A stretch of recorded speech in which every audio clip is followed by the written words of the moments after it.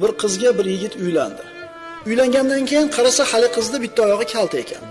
Uzun ko'ylakni kiygan, oyoq kiyimini birini ikkinchisidan balandroq qilib kiygan, shu bilan oyog'i tekkizdek bo'lib turmush qurdi.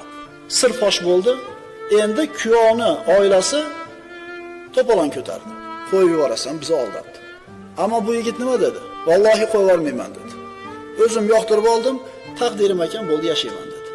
Endi qarang, hech qancha vaqt o'tmasdan Alloh taolo mana shu yigitga, shu ayolga uylandi, shu qizga uylandi, juda katta bir xayriyat berdi.